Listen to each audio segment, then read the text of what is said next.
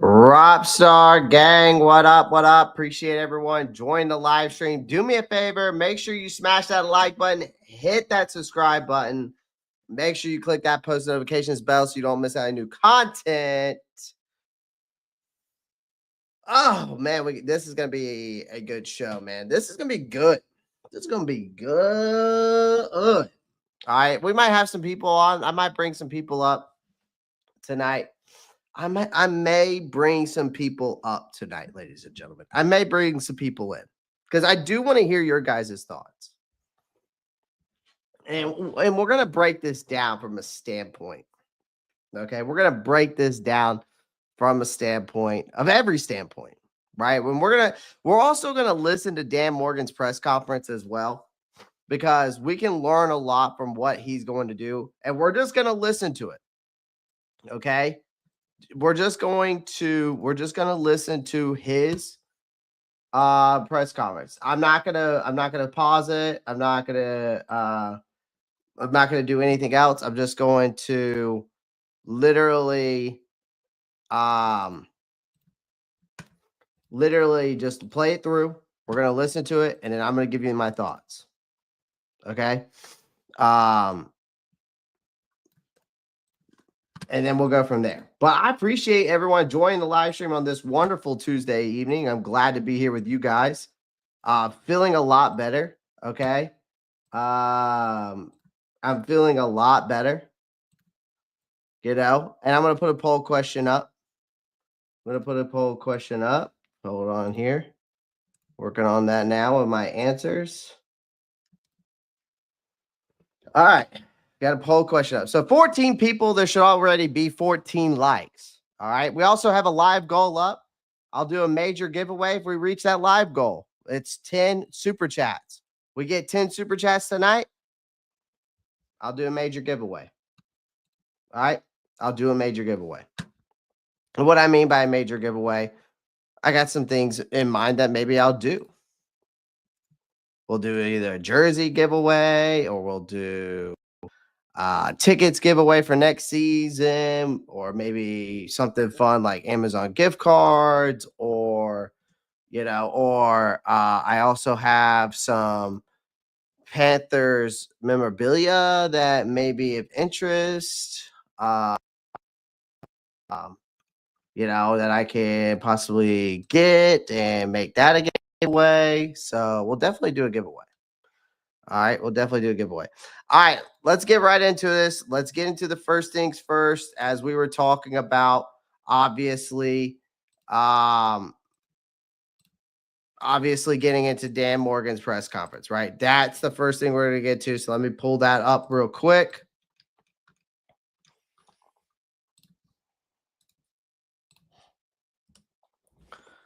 Let me get that pulled up for you.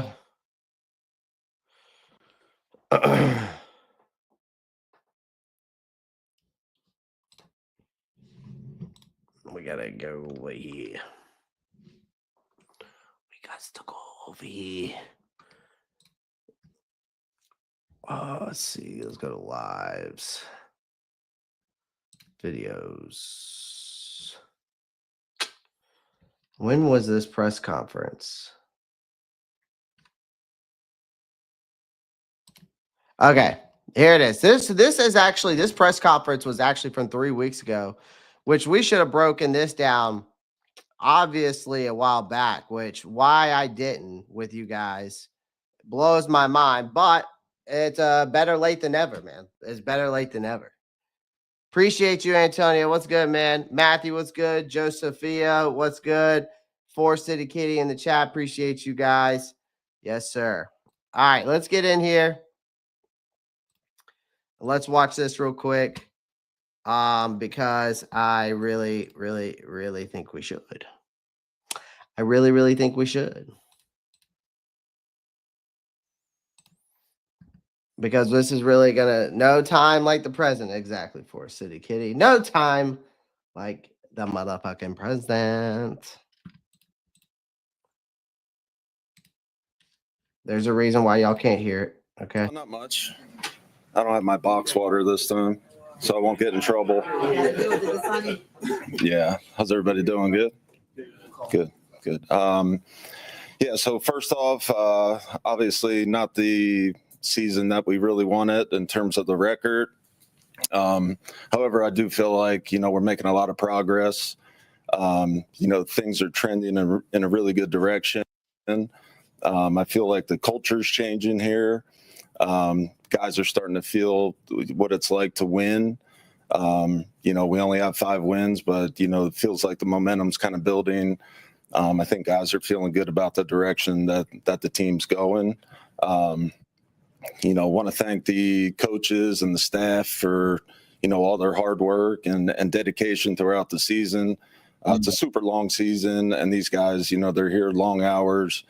They work their butts off. So Coach Canales and his staff, they've done a great job just with our players, developing them and kind of creating the culture that we want here.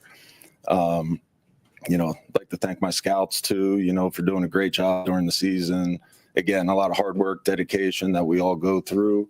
Put in a ton of work and preparation, throughout the season on the draft, free agency. And we're grinding and, we're trying to make this team the best that we can. And we're excited about the future. So with that, I'll open up to any questions. You had no expectations going into this season. So what did you fulfill out of your no expectations of this season? Yeah, I think obviously Coach Canales, he did a really good job with this team.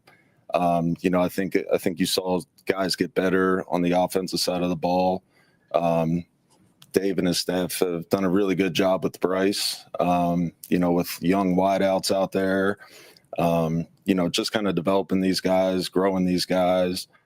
So again, I feel like we're headed in a really good direction that we're all really excited about right now. And, we got some young guys on defense that we're excited about too. So guys are going to continue to develop, get better. A lot of these guys gained a lot of experience this year. So, I think that'll be valuable really going forward and, kind of going where we want to go and building this thing the way that we want to build it. We're going to have really good depth. So, those guys got a lot of playing time this year. I want to pause it right there for a second because I feel like when you listen to Dan Morgan's when we listen to this, he's going to lay down the law for draft prospects, for free agency. Okay. He's going to lay down the law for all areas of this game or of this team. Okay. Scouting, whatever the case may be. All right. So he's going to lay down the law, especially for free agency as well. He's also going to talk about these calculated risk strategy that he's going to break down. He's also going to talk about how we're going to I think he's going to talk about probably how aggressive we are going to be in the draft. I think he's going to talk about a lot of things about options for potential draft trades. I think he's also going to talk about probably trading back, which I think should be a option on his radar. But as we continue, just be prepared to listen to those things about how his calculated strategy is going to be when it comes to free agency, how he's going to attack this defense and fix it, how he's going to draft, whether he's talking about what he's looking at prospect wise and possible trades and possibly trading back. Okay. Remember, you have that 8th pick and you're not drafting until the 57th pick in the 2nd round. Honestly, it does at this point make more sense for Carolina to trade that 8th pick. As much as we want Mason Graham, as much as we want Abdul Carter, I think that if those guys aren't there at number 8, I think your best move is to trade back, try to get more draft capital, because with how much money we're going to have in free agency is not a lot. Now, again, you can maneuver the cap, but I just want to be clear on that with you guys. The cap can be manipulated. We've seen the Saints do it for so many years, ladies and gentlemen. So I would not be surprised if this is something that actually happens down the road. As for do you think we're addressing wide receiver free agency like DK Metcalf, McMillan? I don't know. I can't say that, but we will get a good idea based off of this press conference. All right. What's the good word? Oh man. Mad Chatter coming in with that last name or with that new name. Josh Allen's wasted career. I'm actually gonna make a video about Josh Allen. So it's coming out, guys. And then when I mean video, shorts. Y'all guys got to start tuning into the shorts. I've been making a lot of content on this shorts, so make sure you check them out. Wonder, do we have an update on Brooks' injury? I mean, dude, he tore the same ACL. Mad Chatter. It's probably gonna be the same timeline, maybe even more. So, yeah.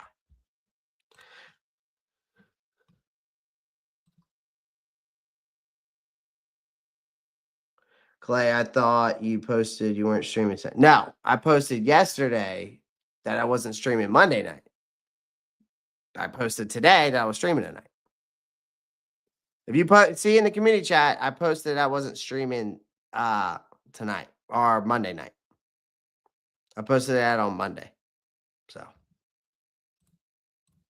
I mean, is he possibly coming back? Yeah, he's possibly coming back. But when you tear your ACL, listen, I think once you tear your ACL twice, you're kind of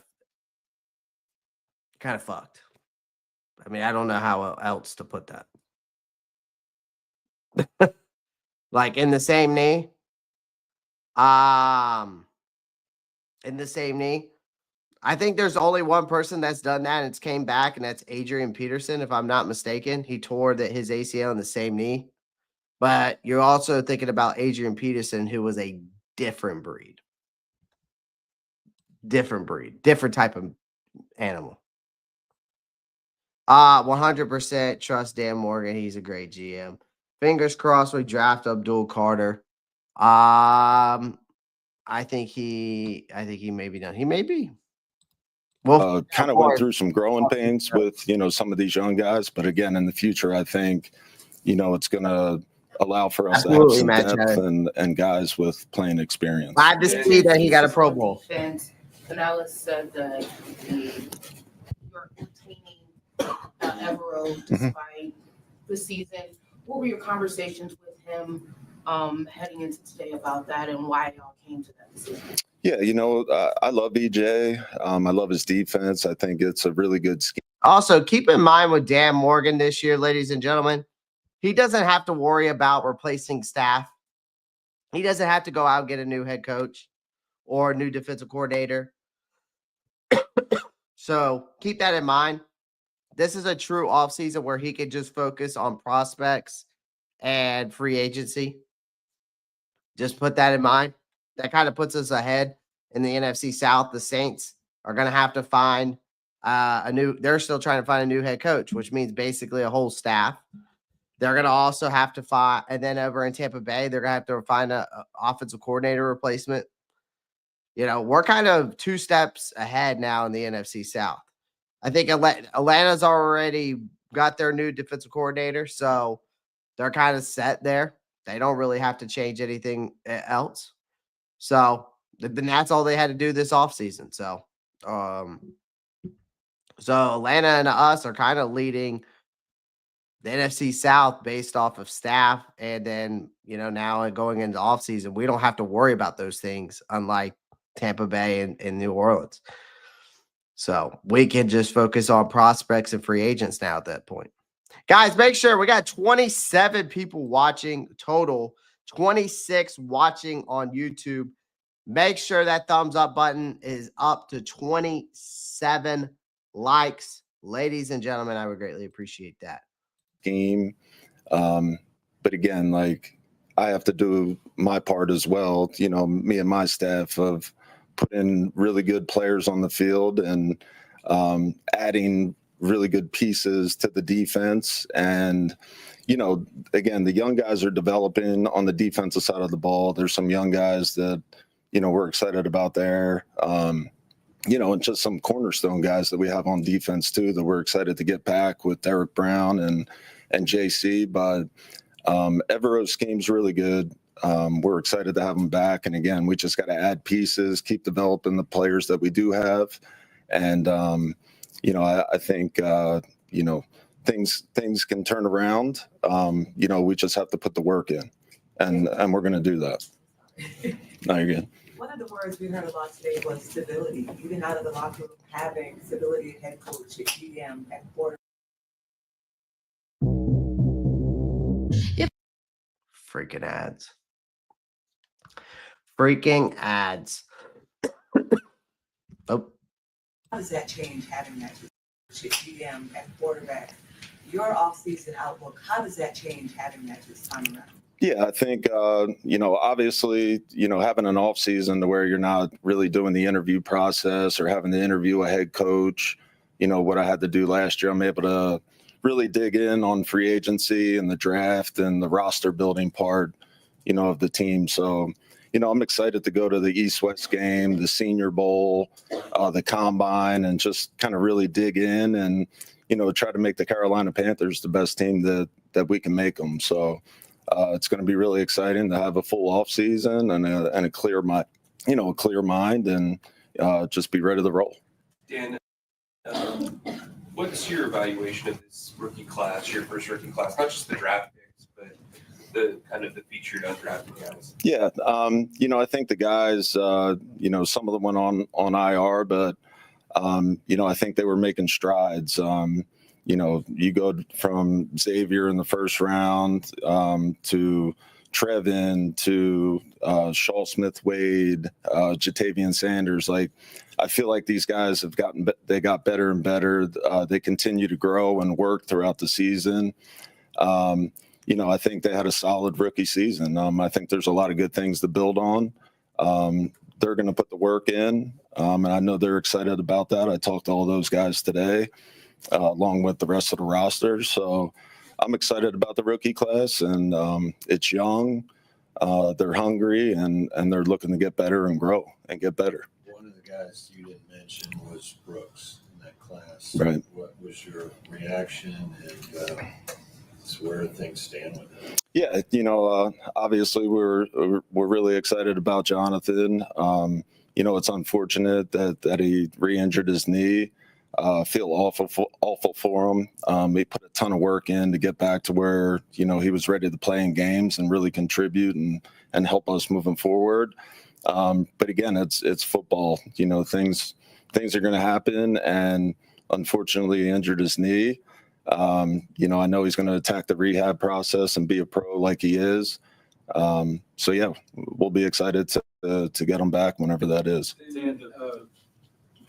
there's your answer, Mad Chatter, about Jonathan Brooks. There's your answer. Yeah. What's up, man? I'm late, but here, my bad. You're good, Doug. You're good, Doug. Doug, I got to get up with you about the East and West, man. I need some breakdowns from you. Some full breakdowns maybe later on this week. So we need to lock that in. I'll contact you. Like, subscribe, comment, share the stream, please. Appreciate that, Antonio. Matthew Machado, I followed you back on Instagram. I'm sorry. Matthew Machado, I followed you back on Instagram, my guy. Appreciate the follow on Insta. The way the season ended, the way Bryce was playing. Great. I hate these ads. Team, does that make, when you're identifying free agents, does it make it easier to recruit and pitch them when you have a guy like Bryce who finished like in a locker room like this? Yeah, I think it does. Definitely, players don't want to come to a team where they, first of all, don't feel like there's stability, which I feel like there is here now. We have a young head coach that brings a lot of energy. He's fun to play for. And then obviously Bryce, the way he's developing and growing under Coach Canales and his staff definitely helps in the free agent process and makes things exciting moving forward. This is kind of two parts. It's both on defense, Dan, but I'll ask them one at a time. But firstly, given that you guys set a record for most points allowed, and you're a former Pro Bowl linebacker, did you take that personally? Yeah, obviously it makes it tough, and ultimately, it lies on my shoulders to bring players in here to help EJ and his staff out, and we're going to continue to add to the defensive side of the ball. We'll be aggressive, we'll be smart, but we'll be aggressive in our process this off season.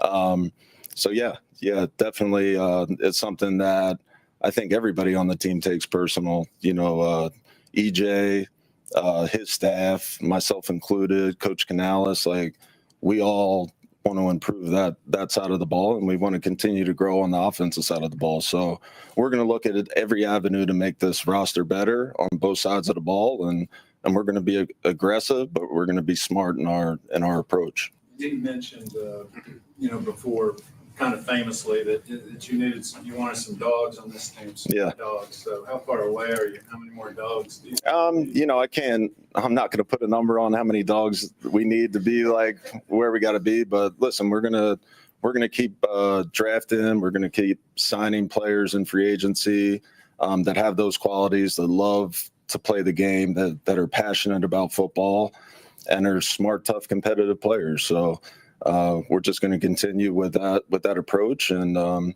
just bring players in here to help us out. Dan, I know there's Rock, I knew what you meant, man. I knew who you meant when you said Tez. Early favorites are Jordan Phillips, Kobe Bryant, Taj Brooks, Elijah Roberts, and JJ Piggs. Some others. This should be enough.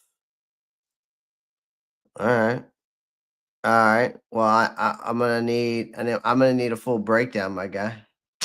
I need a full breakdown. Not just some text message. I need full breakdown. I need you in my life, Doug.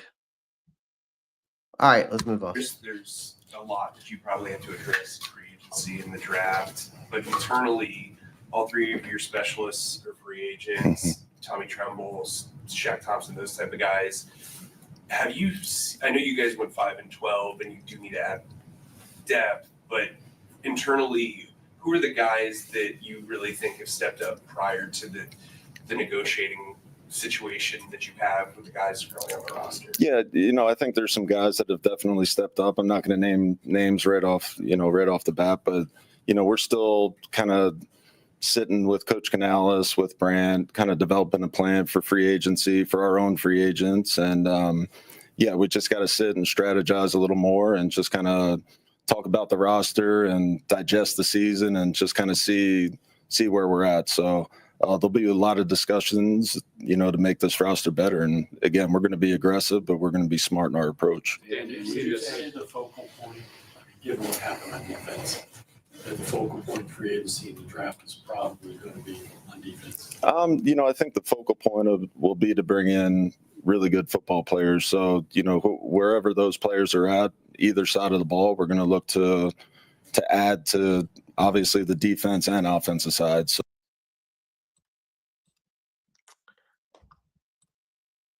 Zero to hero, we just got to have faith that this man right here is going to have an off season of a lifetime rebuilding this defense.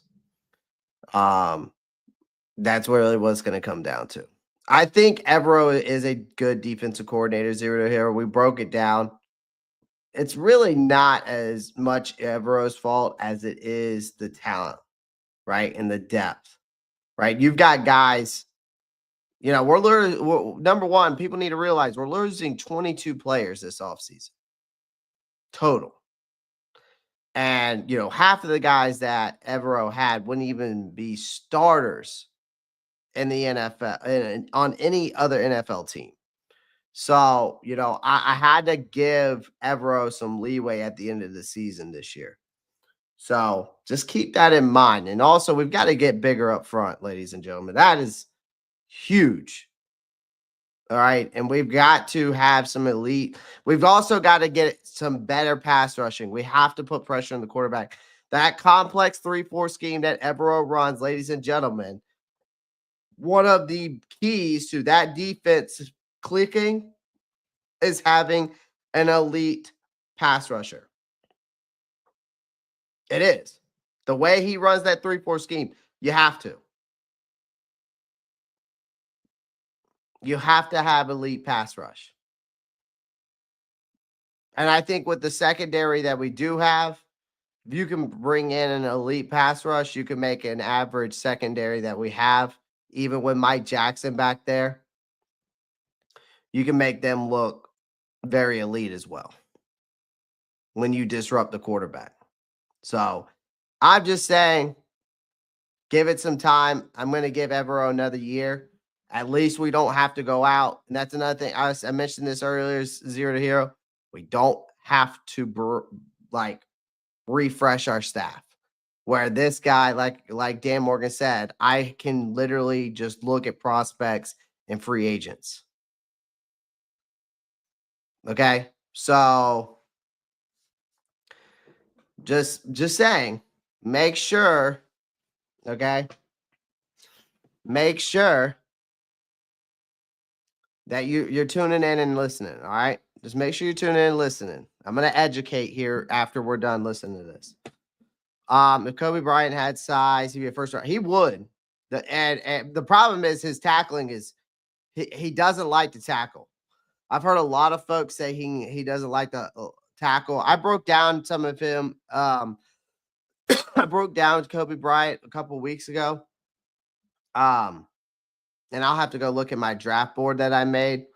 But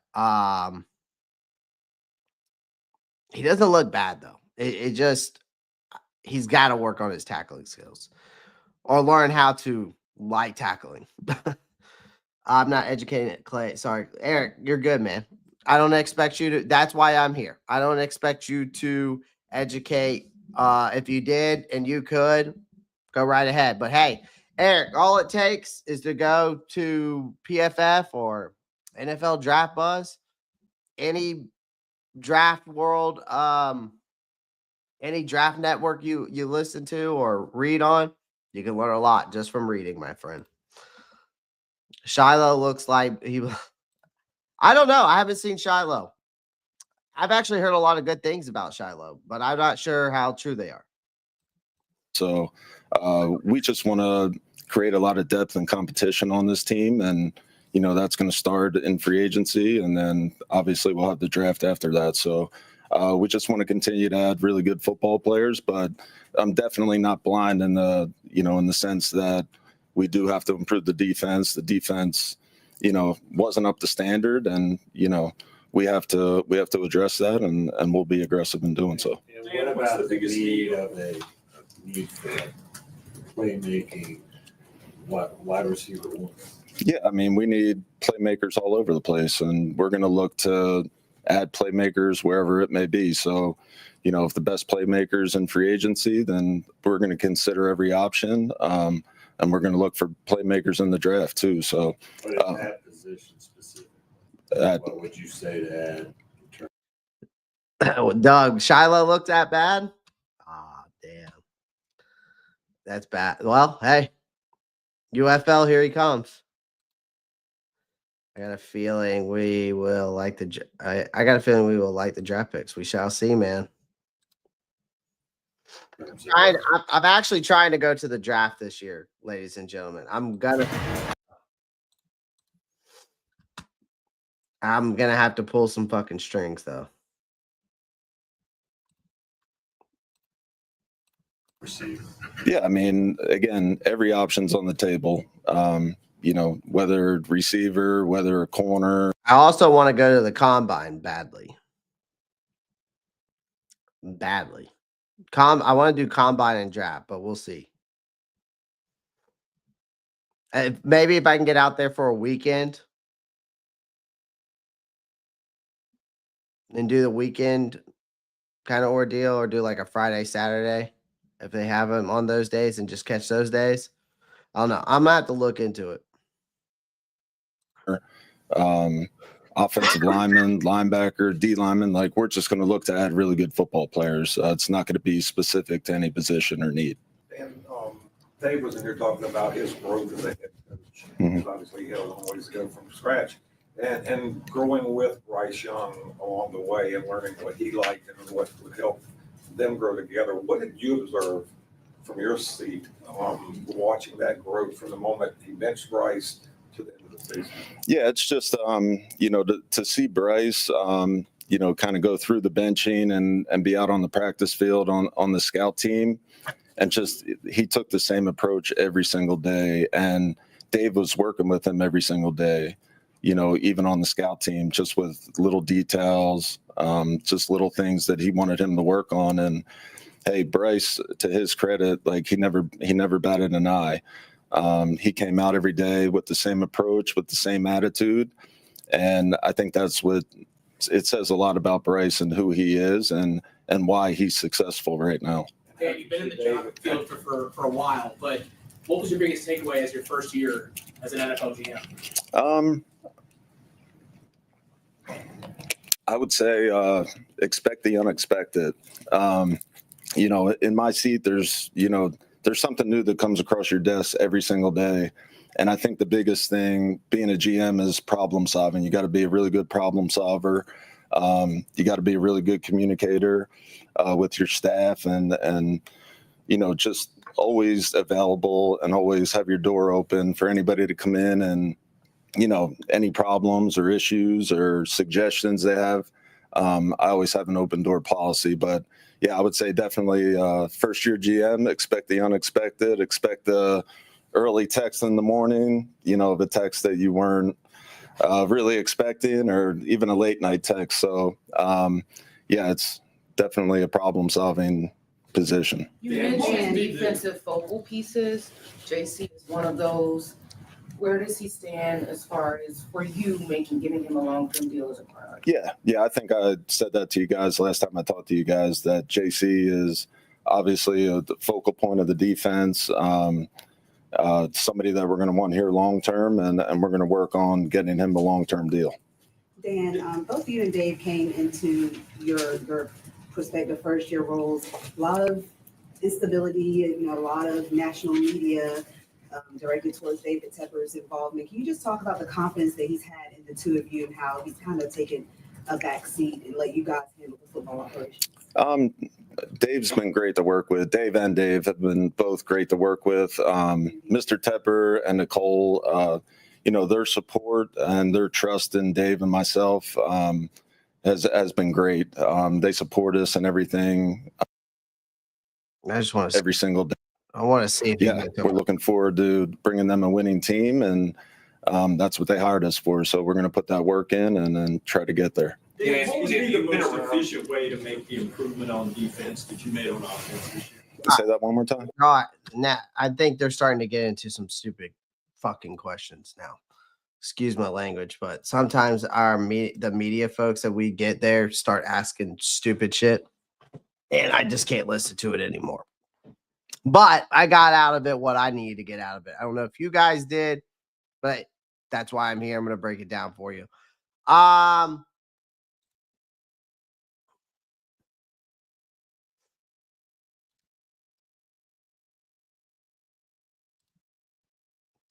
So yeah, I got a lot out of that. I got a lot out of it. Panther gal, listen, coming in. As reset a few weeks ago. This was about 3 weeks ago. Okay. Now, when we're talking about this whole thing about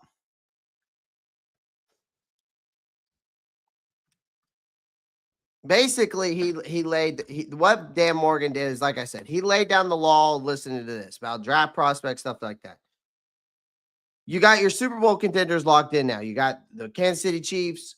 You've got the Philadelphia Eagles, okay?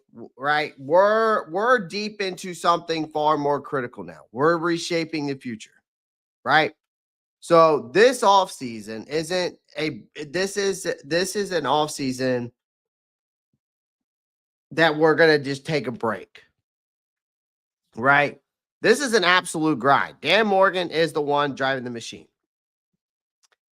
And he still has his hands full, right? Because his first year in charge, I felt like he brought a lot of professionalism, structure, really this sense of stability to a franchise that spent much of Tepper's ownership time, just a lot of people just treading water. Was every move perfect? Of course not. But the hits, I felt like, are far outweighed the misses, right? That's a rare sentence in recent Panthers history, ladies and gentlemen. Now, you got to think about it this way. The stakes are higher now. You got to look at this Carolina roster is a working progress, right? The cap situation isn't exactly where we want to be, right? At least not yet. Free agency could loosen the financial reins. But for now, Morgan must get the absolute most out of the 9 picks he has. And I'm gonna give you my thoughts on what he should do and stuff like that. If I'm Dan Morgan. Now, this is a league where one draft class can make or break a franchise momentum. Now, this isn't just important. This is a non-negotiable factor when it comes to rebuilding this franchise. Okay? This is non-negotiable at this point. All right? This is a scouting season, right? For him. This is literally, he does not have to worry about anything else, ladies and gentlemen. He doesn't have to hire a defensive coordinator, doesn't have to hire a head coach, doesn't have to hire an offensive coordinator. He doesn't have to do any of those things like the New Orleans Saints, who's down there having to find a head coach, or Tampa Bay trying to find an offensive coordinator, right? The only thing is Atlanta got their DC like that. They went and got him quick. Okay? So they don't have to do anything else. They're just prospect and free agent mode. That's Morgan doesn't have to worry about anything. Doesn't have to worry about staff. He just has to focus on the draft class and free agent prospects. Right? Now, he has wasted no time. He's talked about going to the Shrine Bowl, to the Senior Bowl. He's been on the ground. He's been clipboard in hand. He's evaluating the next wave of NFL talent, right? But it's not just talent he's after. It's something far less normal. I would say it's more unique, I guess you could say is the word, or quantifiable. Sorry, I'm using big words, but it's much harder to fake, right? And he said something to Mike K of the Charlotte Observer, and I think he posted it up on Twitter, if I remember correctly. I wish I could find it. I might have saved it.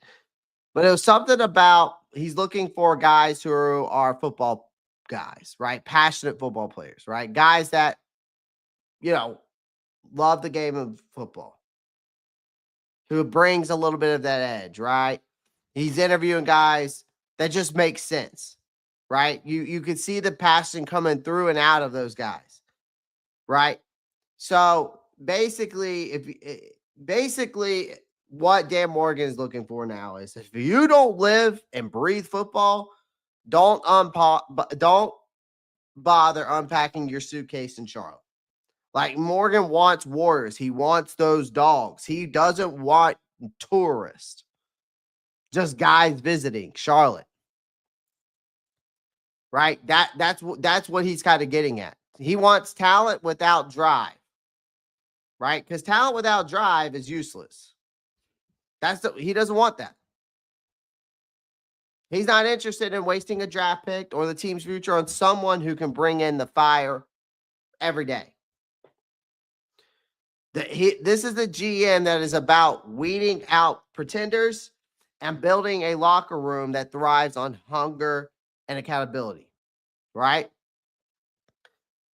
Which you could see that. Okay? Trade back or hold your picks, Clay. I'm going to talk more about that here shortly. Okay? You also heard from that press conference very clearly that, and you've heard it all over, and I've seen it all over Twitter, some other quotes he said, but he has, there's this high characteristic, there's this high character isn't optional. Like, the high character people isn't optional, right? That's kind of what he's alluded to recently. Because this draft class is going to set the tone. The 2024 draft class has set the tone. This next draft class is going to be what builds that tone up even more, I guess you could say. I would say that the 2024 draft class wasn't all sunshine and rainbows and highlight reels, right? There was definitely some bumps in the road, but there was definitely some highlights. But what stood out was their ability to adapt.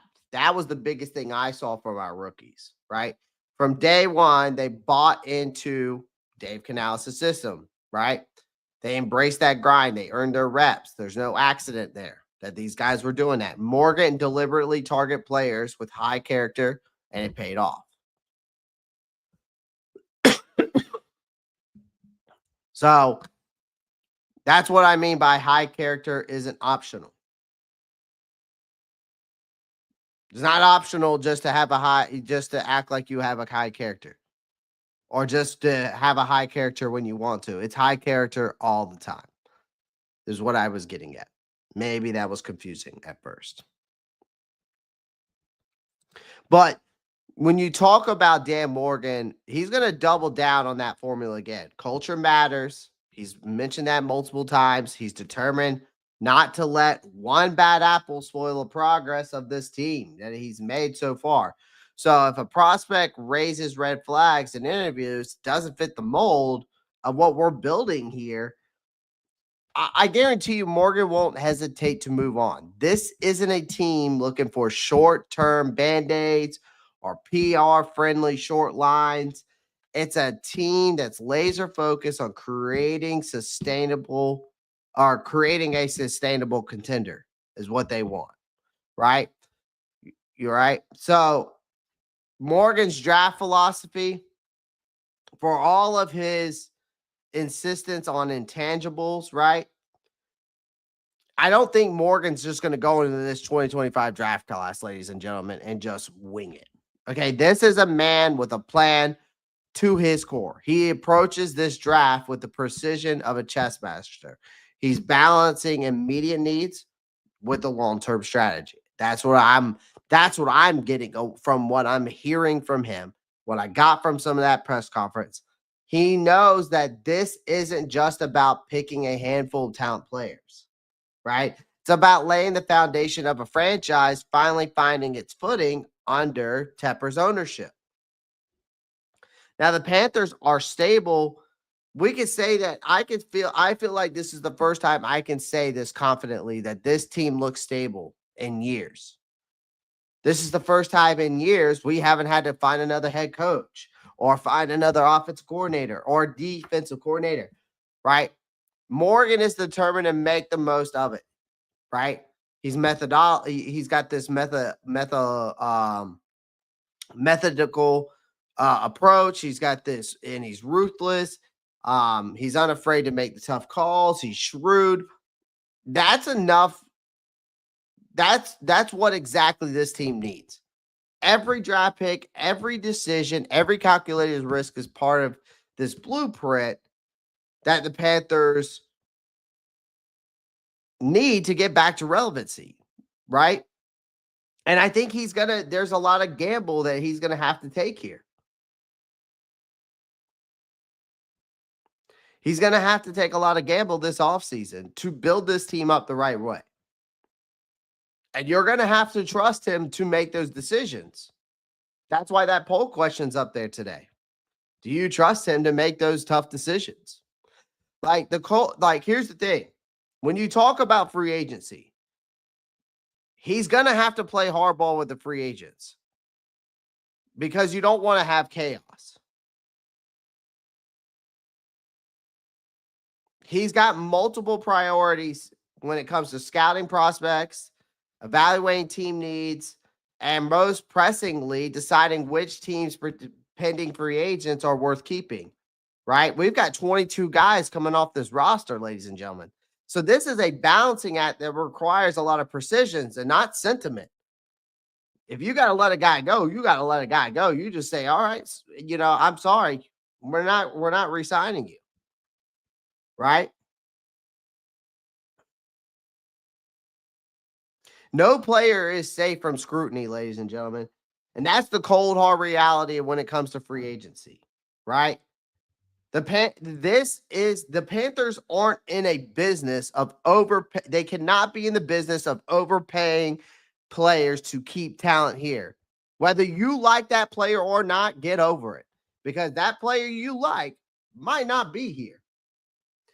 Right? If an agent inflates that client or that player, client or player, whatever you want to call them, value beyond what Morgan and this team seems reasonable to them, the player will be invited to see if anyone else bites. And if they don't come back, that's the cost of doing business in the NFL, ladies and gentlemen, whether you like that player or not. Right? Whether you like that player or not.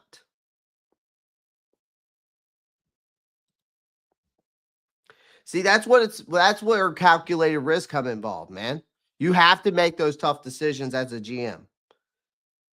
This is not a new approach for any GM in the universe. But it's a calculated one. It's a ruthless one. You got to think, okay, so think about this year. Last year, his unwillingness to overspend led to the departure of Frankie Louvu. But really, he didn't overspend. If we go look at it, he actually paid Frankie Louvu more than the Washington Commanders paid him. I think his deal with Commanders, if I'm not mistaken, was 3 years, $36 million. Ours was 3 years, $39 million, but he chose to play for Dan Quinn instead of Ejiro Evero. Right? But you also, again, a ruthless decision. They traded edge rusher Brian Burns to New York after hitting contract demands that we couldn't meet. Well, we couldn't meet, but we chose to build the offensive line instead. Bold strategy, Cotton, but the hell, it worked. You got a Pro Bowl right guard out of it, and you got stability on that front line with Damian Lewis and Robert Hunt now. It even made Cade Mays, a guy that I didn't even think would make it anymore in the league and would just be a practice squad guy, made him look solid. It made your left tackle that you drafted, first round left tackle, look like he improved because there's stability on that offensive line now. No, not one player is bigger than the long-term vision. Not just one player. See, that's where people got so upset last year, and that's why I called y'all I think I called y'all Brian Burns crybabies or something like that. I think that's what I was calling people last offseason that were crying about Brian Burns. Let me repeat what I said, though. Not one player is bigger than the long-term vision here in Carolina. That's why you see guys like Brian Burns get cut or say, okay, well, if you don't accept this contract, see ya. Frankie Louvu's situation, total different story. Again, not one player is bigger than the long-term vision. And people sometimes just don't understand that. They just don't understand that. And that's not to say that the Panthers aren't willing to spend the money. It just means that they're spending it smarter, right? When you have the help of a guy like Brant Tillis, whose fingerprints are all over this approach, right? You got a former Kansas City Chiefs executive who brings that kind of savvy financial management to the Panthers, who have historically lacked in that department. And now under his guidance, this front office knows exactly what each player is worth, and they're no longer willing to hemorrhage cash for short-term fixes or sentimental bullshit, right? Because here's the thing. Another thing is that you got to think about Bryce Young right now. Because timing is everything when it comes to this offseason, ladies and gentlemen. The clock is already ticking. Bryce Young's rookie contract is now. The Panthers are 2 years into their investment into him, right? So far, the results have been underwhelming. But as of recent, the last 10 games of this season, I would say that his performances have been what we've been waiting to see, is the best way I could put it, right? This is what we've been waiting for. So with Young's cap-friendly deal providing a limited window of flexibility, Morgan and this front office have to strike delicately and bouncing between talent now and preserving cap space for the future. Because Panthers are this organization are no strangers to bad deals. We've seen it for years on years on years. No further than the years of these bullshit contracts that have left this team in a financial handcuff. And right now, Morgan's approach, the current approach, however, is rooted in patience and a long-term vision. That means walking away when the price tag doesn't match the player's value, even if it means taking heat from the fans. Just like the Brian Burns situation. Can I get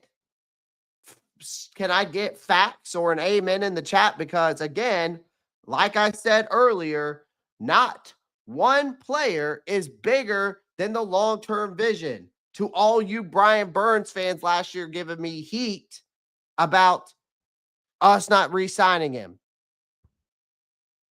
And remember, we also offered Frankie Louvu more money. He wanted to go play for Dan Quinn.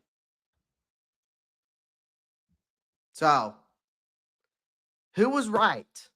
Once again, who was right? Oh, I was. So I'll go ahead and take my flowers. Go ahead and just pass them on. See, not every here's the thing.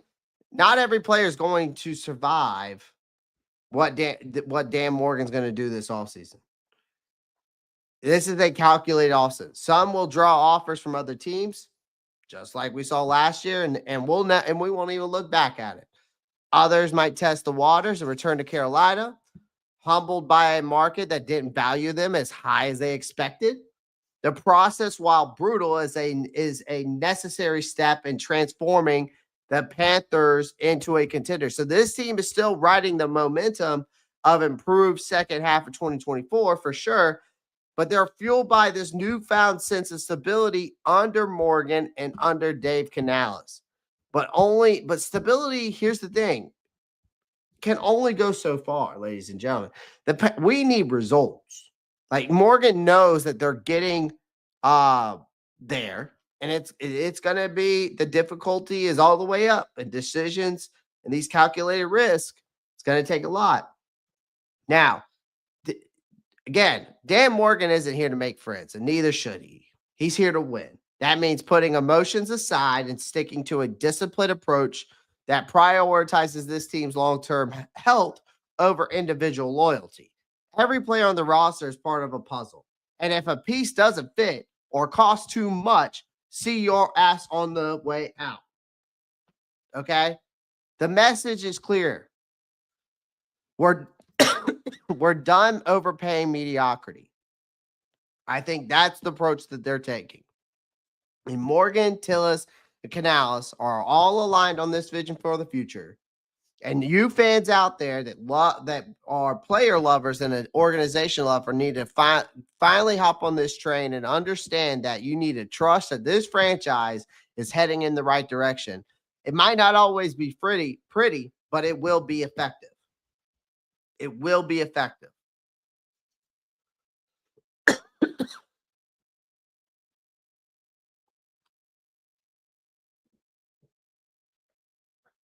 Right? Another thing is, and let's talk about the draft now. Let's talk about the draft. And I know y'all love draft. We're going to do a mock draft this week, by the way. 4.0 coming out this week. We've done 1.0, 2.0, 3.0. We're going to do 4.0. We're going to do 4.0 this week. It's going to be an interesting one. Appreciate everyone joining the live stream. Again, make sure you do me a favor. Hit that thumbs up button. I would greatly appreciate that. Panthers Gal, I got to fix those emojis. I'm going to do that after we're done. I won't forget tonight. I'm going to do that after we're done. Now, listening to that press conference, I feel like Dan Morgan, by the way, with this talking about the draft, I feel like after listening to that press conference from Dan Morgan, I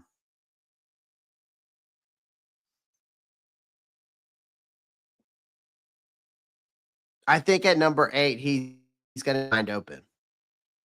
I think he's going to keep his options open for a potential draft trade. We're sitting at number 8. And for once, I feel like I can say we don't have a quarterback issue. But just about everything else, right? We're in desperate need of firepower. I do think that Bryce Young definitely needs a wide receiver one in that there, but we definitely, the biggest need, of course, is defense, right? I mean, the biggest need is defense. You need to reinforce those trenches for sure before the wide receiver thing.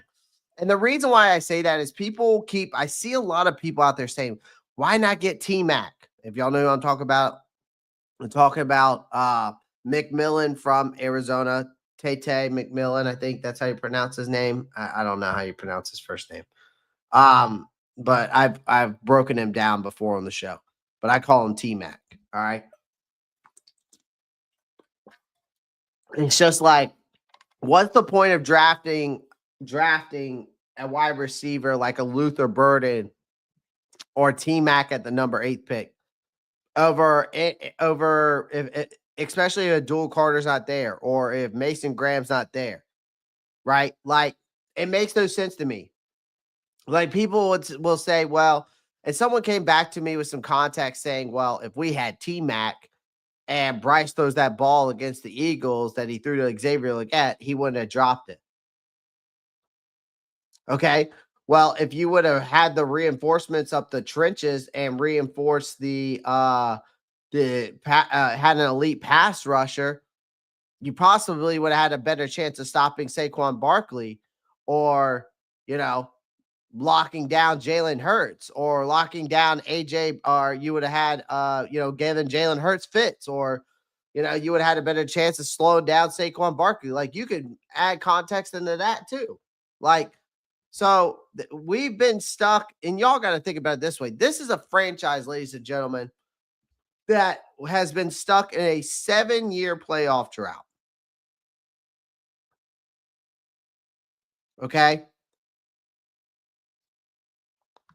A 7-year playoff drought.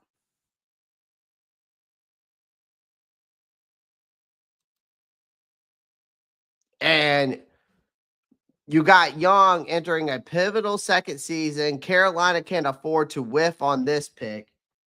So does Dan Morgan stand pat at number 8 and take a potential game changer, or does he move down stacking assets in a deep draft, right? Like, that's the biggest question I have. Like, when you look at this draft class, man,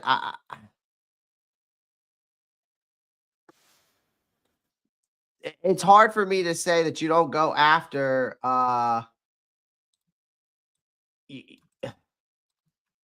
you don't go after, the defense. It just doesn't make sense to me to go after, not saying that we don't go after any offense in the draft at all, but just not at number 8.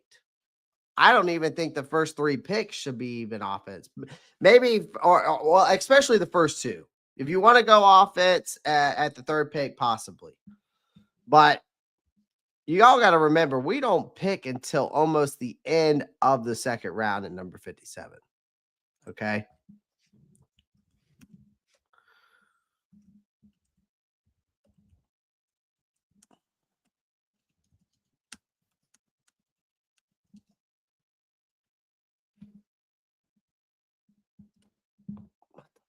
Oh, there it goes.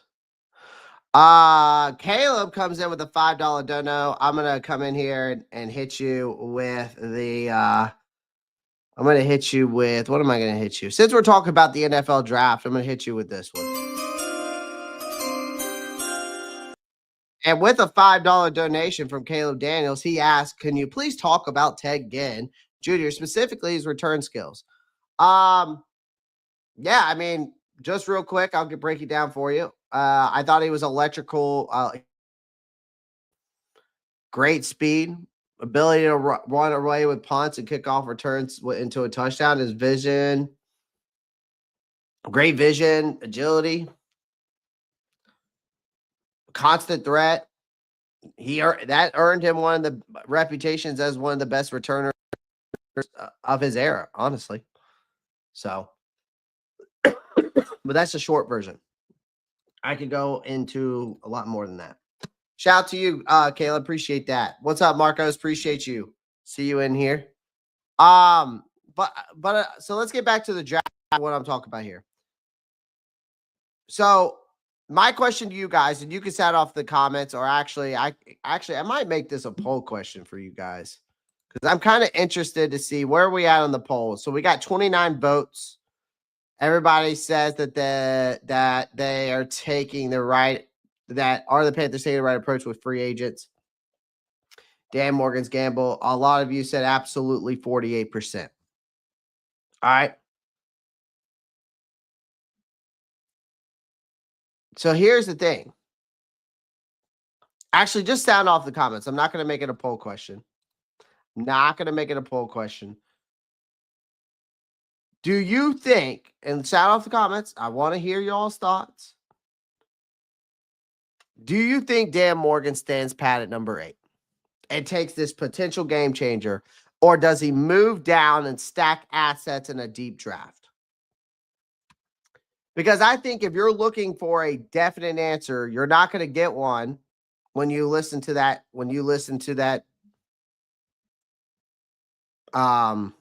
Press conference.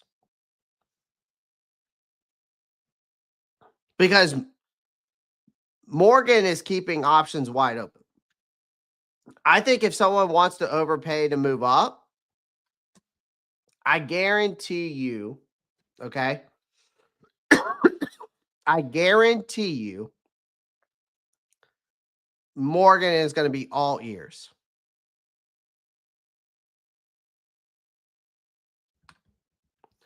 Oh, Matthew, I got a list of guys I could tell you. Matthew. I got a list. A full list. I got a full list. I really do. I got a shit ton of people that in that Senior Bowl. And here's the reason why trading back makes sense, ladies and gentlemen. Here's the reason why trading back makes sense for the Carolina Panthers, okay? Let me be clear on this. Here's why it makes sense, okay? It makes sense because we have a lot of needs. Outside of Bryce Young, there aren't many untouchable things on this roster besides the offensive line. You could add some depth for sure, okay? And then the wide receiver. And plugging multiple holes in one draft requires volume. So trading back, again, can allow Dan Morgan to stockpile additional picks, all right, giving the team more chances to add impact players. Now, when you talk about taking this approach and trading back, right, it's smart. And it isn't just smart, it's necessary at this point. I think we need help. We need help at receiver. I think we need to add depth to the offensive line. Edge rusher is number 1 for me, or defensive tackle is number 1 for me, or give me a true nose tackle. Okay? You could honestly make a debate between edge rusher and defensive tackle. You could rank it 1A, 1B, and vice versa. Okay? Those aren't exactly bargain bin positions, though. You move down a few spots while, securing a top-tier talent. That could be the ideal scenario, right? Of course, it depends on how that draft board shakes out, ladies and gentlemen. Because you sit here and you say, while trading, why And I can make the case as to why they stay at number 8. Okay, so here's why they stay at number 8. Okay, why that could be the right move. Okay, while trading back makes a lot of sense, sounds great in theory, all of that. Okay, here is the problem when it comes to trading back. It only works if the talent drop off isn't steep. So that's what I'm saying. That's why I said trading back makes sense. It only depends on how the board falls. So again, trading back does make sense, but it only depends on how that board falls and also who comes knocking with that high end trade, right? Who comes in with that? Who's really, really looking to say, hey, I'll trade you my first, my second, my third, and my future second, or my future, or first, second, fourth, and I'll give you a future second and a future third. Something, along those lines, right? There's nobody here that has 2 first-round picks this year. Not one team in this draft class has 2 first-round picks in this draft. Okay? So, again, trading back in theory sounds great, but staying at number 8 also is a good move too. Okay. But again, trading back in theory does sound great. I just think it all depends on who comes calling and what offers are on the table and how the board falls. But let's talk about why staying at 8 also makes sense.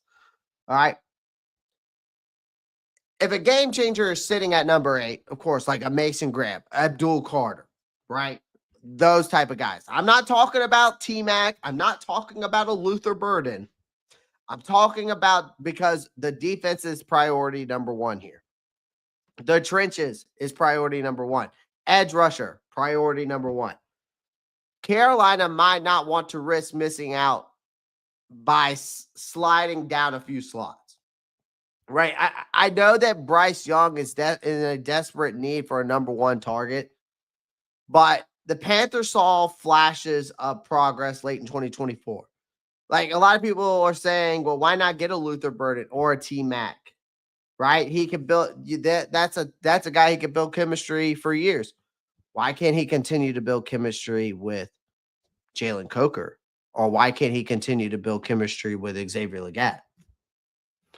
Who's to say that Dan Morgan before the draft doesn't make a wide receiver move then? Right? Right? Again, I understand we need an elite pass rusher who can take over games. Right? But Morgan is going to have to weigh the risk versus reward. Right? Is the value of extra picks worth passing on a blue chip player?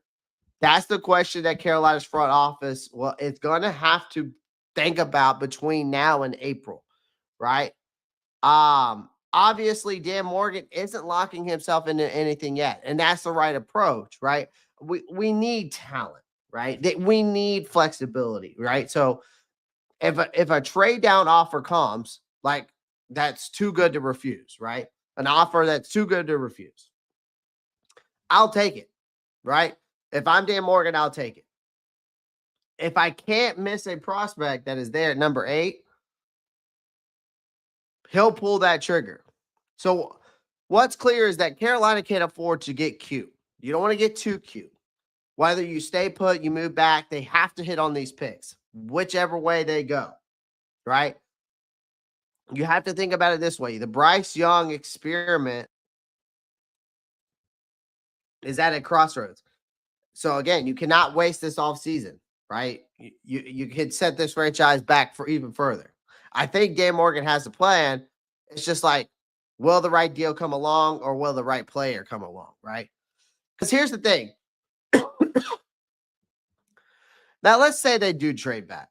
Right? I want to go back to the trade back thing because I want to tell you what guys I think we could go get if we did trade back. Because there's definitely guys we could go out there and get that if we wanted to trade back, okay? There's definitely plenty of guys out there that if we traded back, we could go get, right? you know, and here's the thing. We have gaps everywhere, right? So let's say we did trade back, right? I think guys like a Michael Williams is a guy, right? A guy who's a furious pass rusher. He's got elite athleticism, high motor. He can help fill that void, obviously, for the edge rushing position. Our again, defense struggled to generate pressure in 2024. I would not be upset if we took a Michael Williams. All right. And I think he has the tools to step in as a day one starter. Okay. So if we trade it back and Michael Williams is there, I say, why not? Right. Nick Squarton, another guy, another edge rusher, first round prodigy. Again, offers a lot of explosiveness, speed off the edge, could thrive in this scheme, I feel like. I feel like Nick Squarton's not as polished as Williams is, but has a lot of upside. Again, another guy you could trade down for.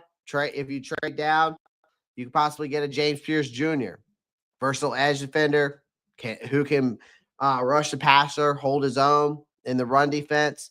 He's not the flashiest name, but again, solid all-around skill set. Kenneth Grant, defensive tackle out of Michigan.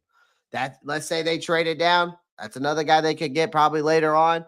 Need help in the trenches. Grant's a powerhouse who can plug gaps, command double teams.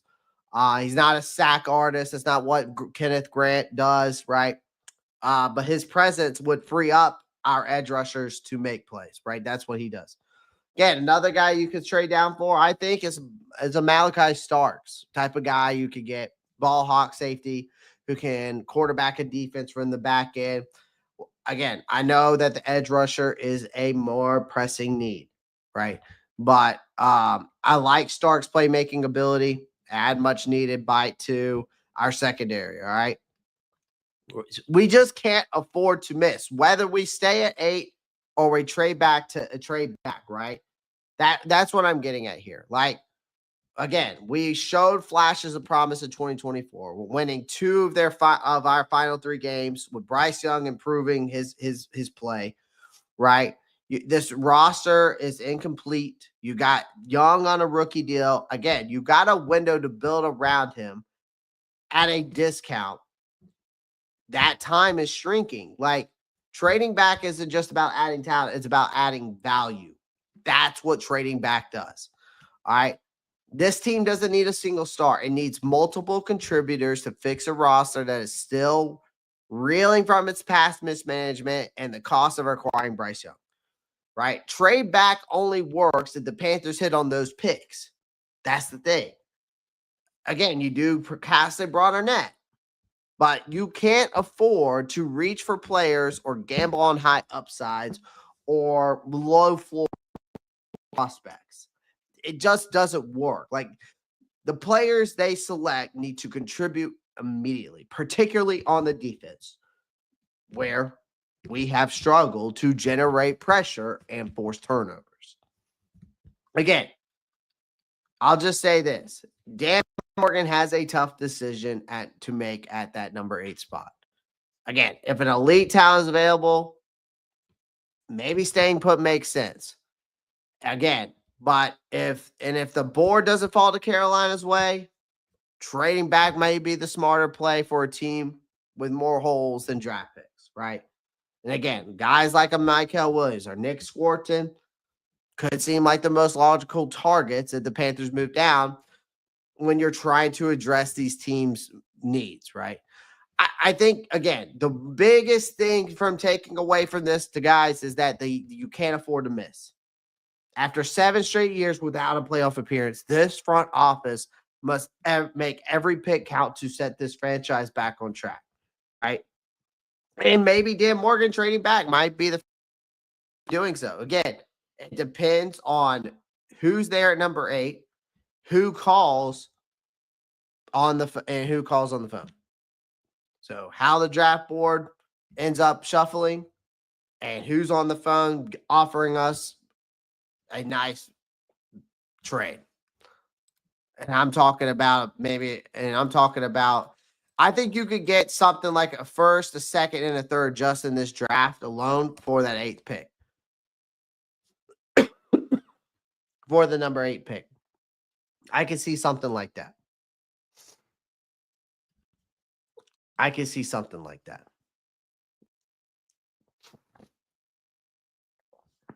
All right, let me get to some of my let's get some of these comments real quick. Move down. Any prospect in this coming year, Senior Bowl, to keep an eye out for us to the draft as a major key role to fill? Man, there again, Matthew Machado. I have a full list, brother. I have a full list that I would love to go through with you, but I just don't think I could go through the full list. I just don't think I could go through the full list. So many things I would love to go over.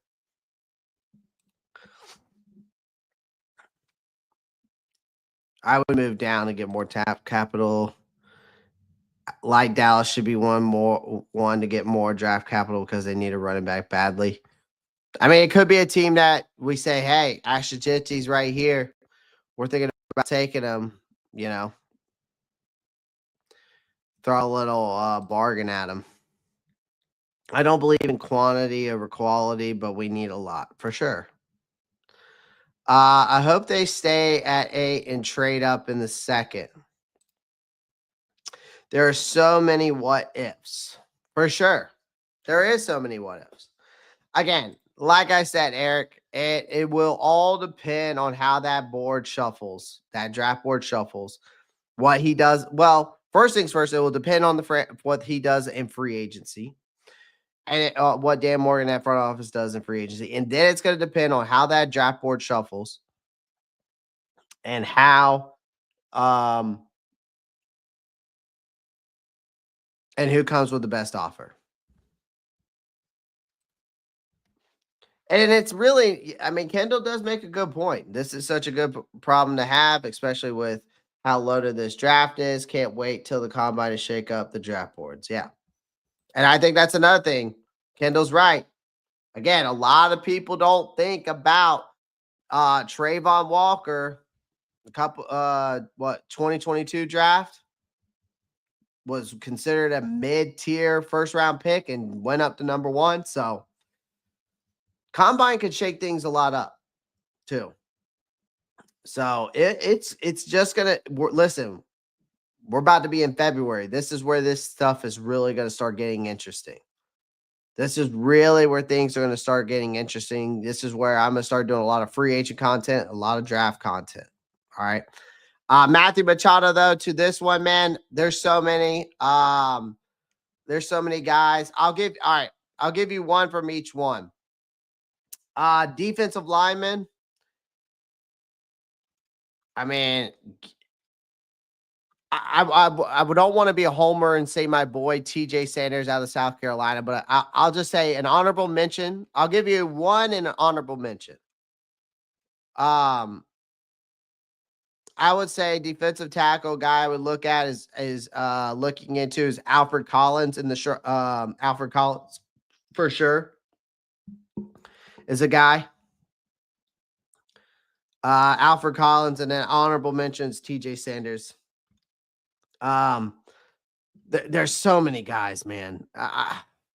Defensive linemen, there's really a lot of guys, but like Shamar Turner out of Texas A&M is a guy you could watch. Alfred Collins, Deion Walker, especially at the Senior Bowl. TJ Sanders, Omar Norman Lott. That's a guy. There's pass rushers there. Mike Green out of Marshall's one. Kyle Kennard out of South Carolina. Donovan Azuzuki, or however you pronounce that. The guy out of Boston College is a guy. Nick Scorton, Texas A&M, another guy. Prince Lee,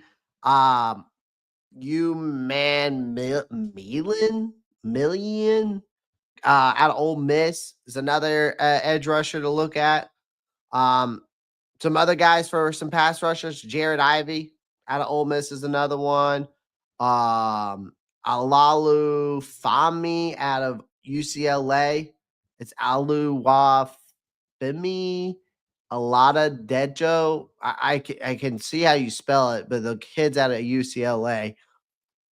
Josiah Stewart out of Michigan's another one that's off the top of my head. Landon Jackson's another one. Jordan Birch is also another one.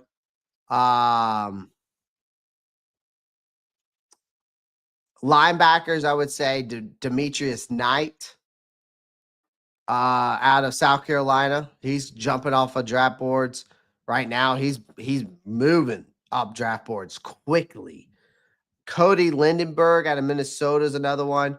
A guy who I think a lot of people are sleeping on is Samil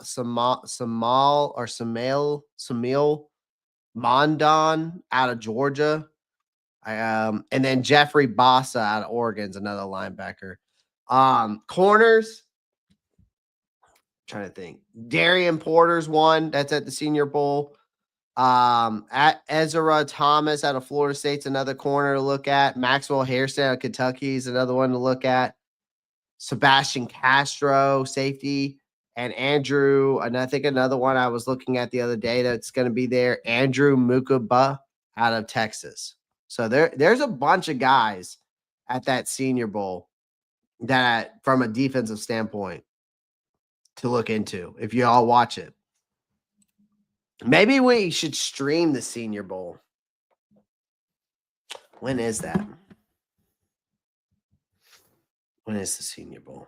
I know it's this. Is it Saturday? The actual game?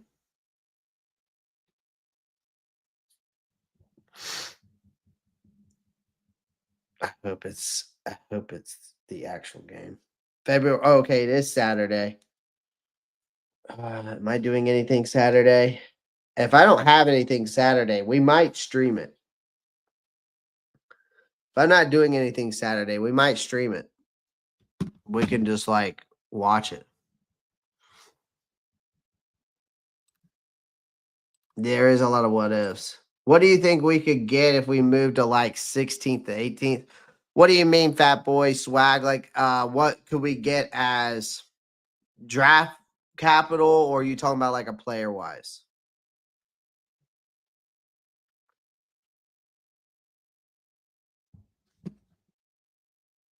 As a player. Guys, don't forget about the live goal. I don't think it's ended yet. It might have already. Draft capital. I mean, shit. Probably could get a first. I mean, if you're going to move down 8 spots or 10 spots, I think you're getting a first, a second, and a third for that. I mean, I think that you could get something like that, or you get a first, second, and a fourth, and a future pick, right? Or you get a first, a second, a fifth, and 2 future picks, something like that. I could see something like that. I really could. I mean, you're moving down that far, and they're moving that up that bad, especially if you're going to negotiate with them. I would love if we did trade back. I would love to get that team's first and then give me an extra second and a third, because we're going to need it because of how late we're picking in the second. I mean, we're picking on, we're picking it on the late back, basically almost to the end of the second round. So, yeah. Guys, that's all I got for you tonight. I appreciate everyone bringing here. I hope I could answer a lot of your questions. I hope I broke down things you wanted to hear. But there's so much more to come about this, man. We're going to be doing a mock draft this week. Free agency is right around the corner. February is literally here on Saturday. We got the Senior Bowl Saturday.